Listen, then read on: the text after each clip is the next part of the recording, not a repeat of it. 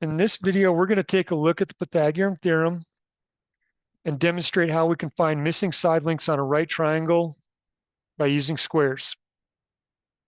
So you may be familiar with the Pythagorean theorem and that we use it to find missing side lengths on a right triangle. And the formula that we use for this is stated as a squared plus b squared is equal to c squared. So we're going to take a look at a 3, 4, 5 right triangle and demonstrate what a squared, b squared, and c squared looks like. The first thing we're going to do, we're going to write the Pythagorean theorem on the left-hand side of the screen. A squared plus b squared is equal to c squared. Next thing we're going to do is we're going to annotate which sides on the right triangle are designated as A, B, and C. A will be the short side, so A will be 3 centimeters. B will be the medium side, 4 centimeters, and C will be the longest side, which we also call the hypotenuse. Now, when we talk about A squared, what we're describing is a square with a side length of A. So what we're going to do is we're going to construct a square coming off of side length of A that is 3 by 3 and has an area of 9 square centimeters. So 3 times 3 is equal to 9 square centimeters. We're going to circle that because we're going to need that 9. And we're going to do the same process for side length B. So we're going to construct a 4 by 4 square with an area of 16. 4 times 4 is equal to 16 square centimeters. And now we're going to pause with our diagram here, take a look at our formula, and we designated A as being a value of 3. So A squared is going to be 3 squared. That's going to be added to B squared. B was 4 squared. And we know that hypotenuse has a length of 5. For right now, we're just going to leave that as C squared. All right. So 3 squared is describing the area of a square, or the second dimension area of a square with a side length of 3. 3 times 3 is 9. 4 times 4 is 16. And like I said, C squared is just going to remain as C squared for now. And from here, we can also say that 9 plus 16 is going to give us a sum of 25. That's going to be equal to C squared. So going back to our diagram, we're going to construct a square coming off of side C. So it'll be a 5 by 5 square with an area of 25 square centimeters. So side lengths of 5 all the way around. And 5 times 5 is equal to 25 square centimeters. So there's our pattern showing that the sum of the smaller square plus the medium-sized square is going to give us the total area of the large square coming off of the hypotenuse or side C. Now we've got the area of that square, which is 25, which is equal to the square of C, or C squared. Now, in order to break down the second dimension area into the first dimension side length, or C squared down to just C to the first power, we need to take the square root of both sides. And the principal square root of 25 is going to be 5. C, the square root of C to the second power is just going to be C to the power of 1. And we can just rewrite this as C is going to be equal to 5. And we're looking at dealing with centimeters for our dimensions.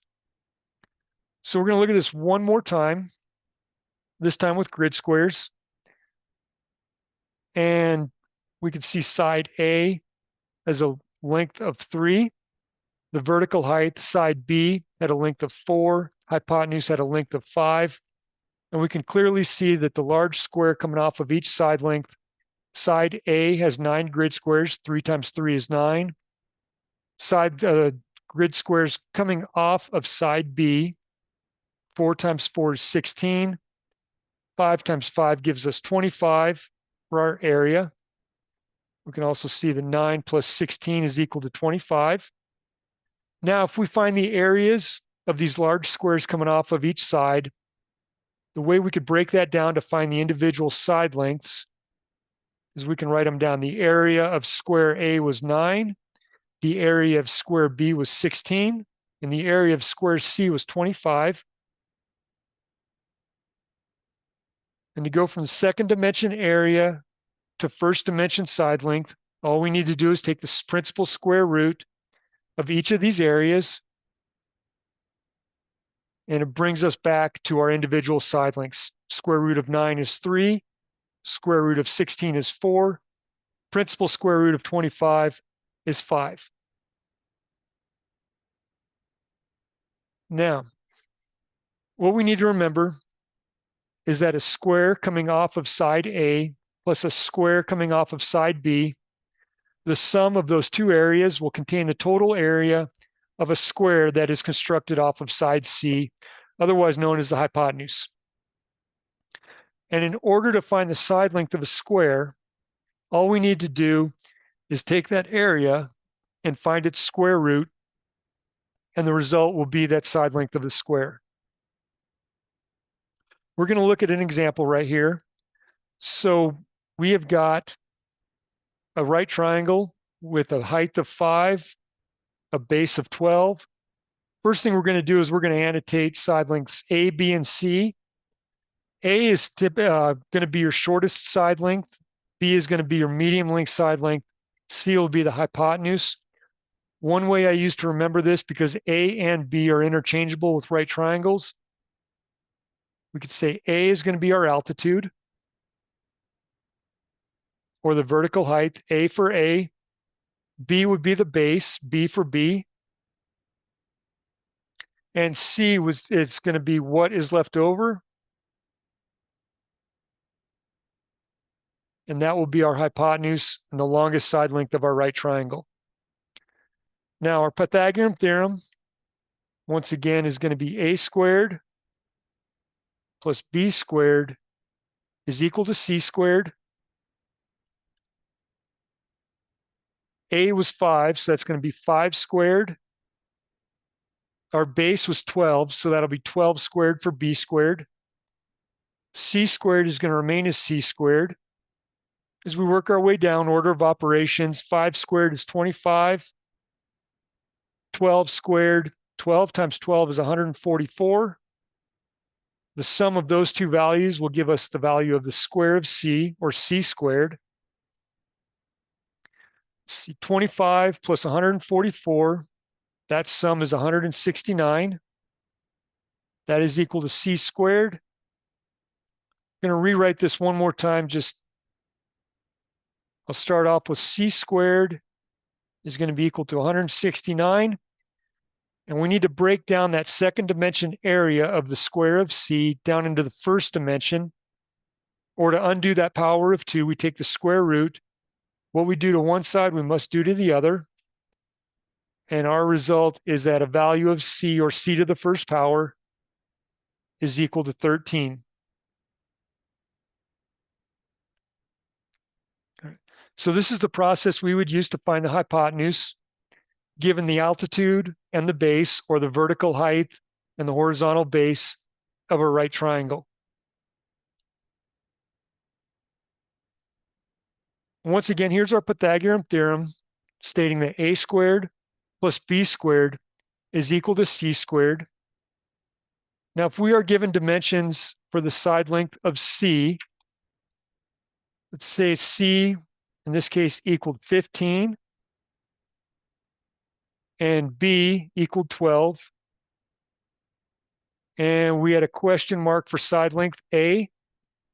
The formula that we would use is we would take A squared plus B squared is equal to C squared. We would simply subtract B squared from both sides. And our resulting formula would look like A squared is equal to C squared minus B squared. And if we want to find the missing side length for B, let's say we knew the side length C was 10. We knew side length A was 6. And B was a question mark. It was an unknown value. What we could do in this case is subtract A squared from both sides of the equation. And our resulting equation would look like B squared is equal to C squared minus A squared. We would follow all this exact same steps and solving for an unknown variable. All right. Hopefully this helps. And the purpose of this video, once again, was to describe what A squared looks like, what B squared and C squared look like in a right triangle, and how we use squares to find the missing side length on a right triangle.